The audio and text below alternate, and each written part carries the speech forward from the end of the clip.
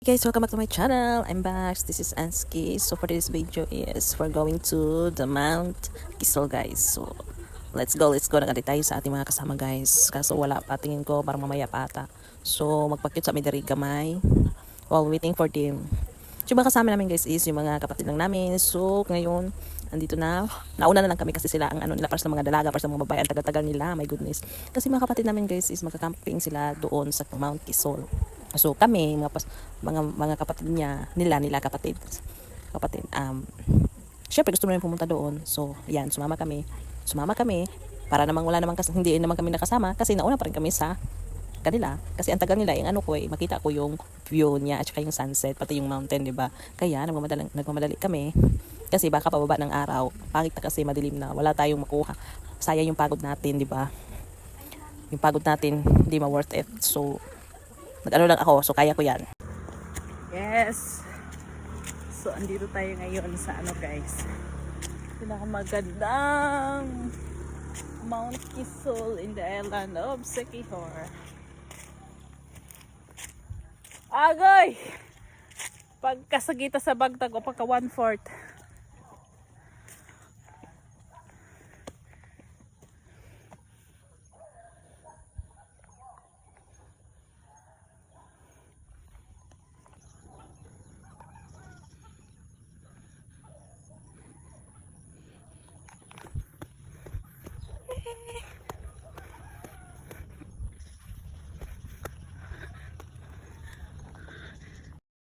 Hindi mawala natin yung mga pangpusin-pusin natin dyan, paimot-imot, yung tingin sa malayo, tapos tingin dito, tingin doon. So para may pang-rest naman tayo sa ating, ano guys pa, malay mo, minsan lang naman tayo makagala, di ba? O, tingnan mo dyan, may pa-picture-picture ba yan? So we're back. Kami ay naglalakad dito, mataas. Okay. So muna siya ang view dari sa bus. Sumusaka pa tayo na hinay.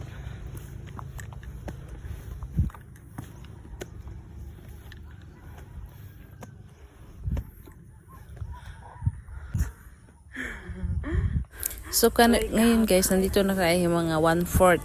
Yan.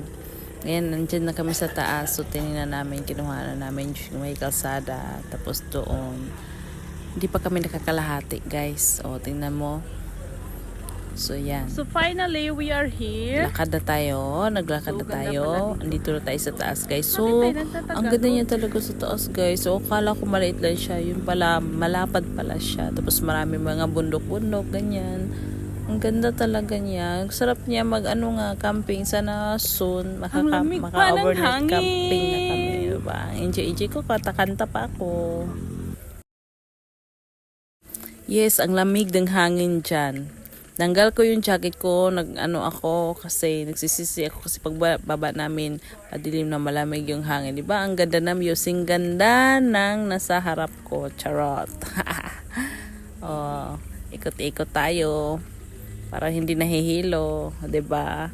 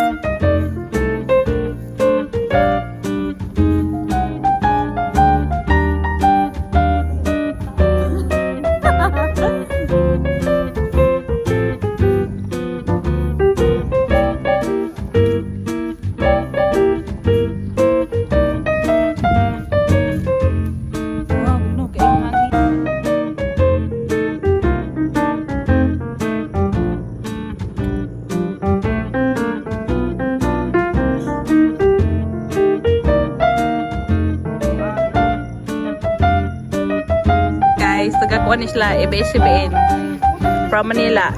Pero mga Bisaya rin sila. Nakabuhi mo kundi sila sa kuan bahay ni Kuya. First time pa nila diri sa isla. So welcome her in Quezon, Mount Quezon. Star butag